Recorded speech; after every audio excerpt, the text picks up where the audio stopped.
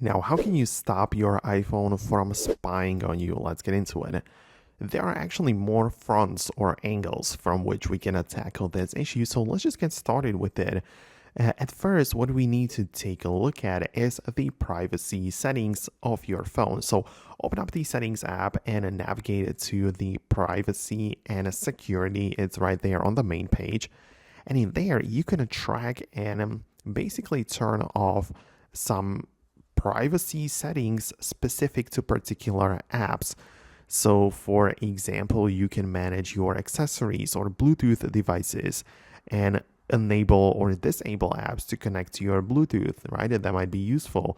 Or you can also check out some integrations of apps like calendars or contacts, and all of the other options are in here. So, yeah, it really is important to just see which apps have access to your camera and which apps can access your microphone, right?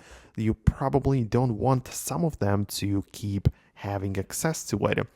So it just goes like that. You just go app by app and select what works the best for you. Another possibility is to scroll directly to the bottom within the privacy section. And there you have something like analytics and improvements, right? I personally like to keep my analytics turned off, meaning that I don't share any kind of data from my phone to anywhere, right? Because if you have the analytics turned on, you basically just share the way you use your phone.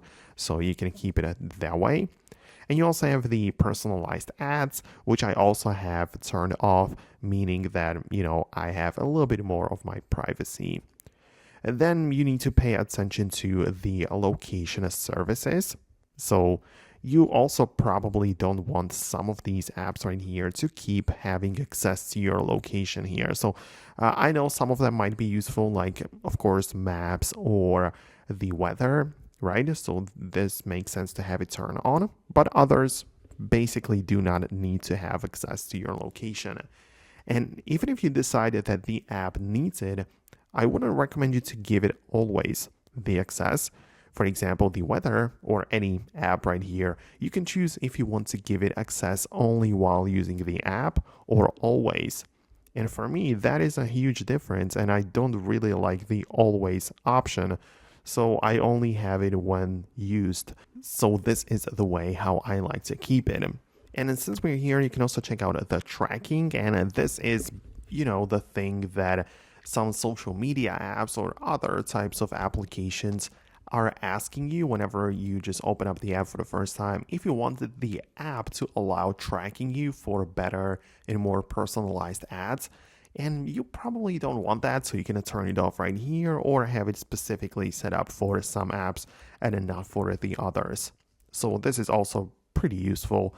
And yeah, that's how you can make sure that everything is safe on your side. So that's going to be about it. Let me know below in the comments what you think about this video. If you have managed to ensure a safety or privacy of your phone, subscribe for more tutorials, and I'm going to catch you later.